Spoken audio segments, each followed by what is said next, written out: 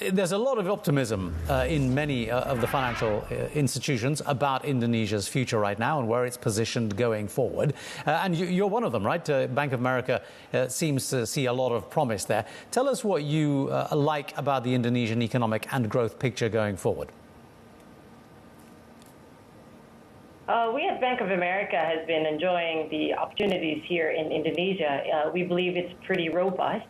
We must say that the government, the Ministry of Finance, Central Bank of Indonesia, and various different aspects of the government have done a commendable job, not only to navigate out of the pandemic, but also with the continuous robust growth despite all of the headwinds in the global capital markets. Their growth has been quite commendable. I think a lot of time people focus on why the number of GDP growth does not hit, the target is over 5%. People focus on that. But if you look at it, Indonesia has been constantly growing over this circa 5% area in the past few years, including what we anticipate to be in the next, say, 10 years.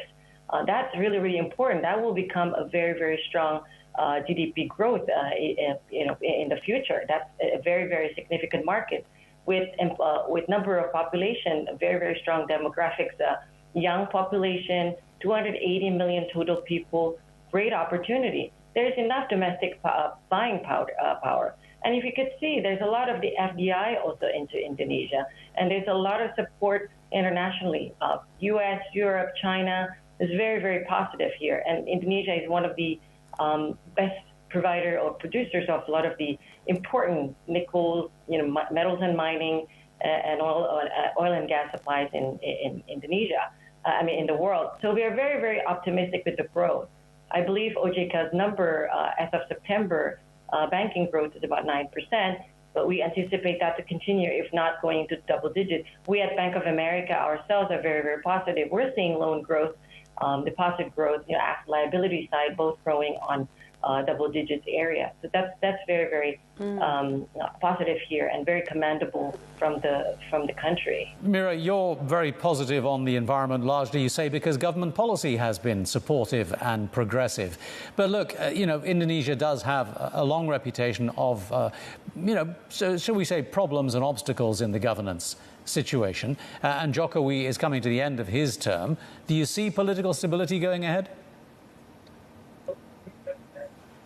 I think if you look at it very, very carefully, right? There's a lot of FDI and still major growth continues at the time leading up to these elections. So if you're talking about, of course, people will be cautiously optimistic, but as we compare to the various different election years before, this is the most investment, the most FDI that comes into Indonesia. So that's already a proof of how the market anticipates or factor in the potential risk or opportunities. It's amazing how this has somewhat become a lesser of an issue. Of course, people will see as it comes closer to the election in February, but FDI, the commitment from G2Gs and all that have been a lot more than the previous election years. So this a lot of the governance issue, if you think about it, has really been sorted out. Indonesia is a very, very comfortable investment environment that's been created by the government of Jokowi, and we do believe that the policies and all that will be continued in the next few years.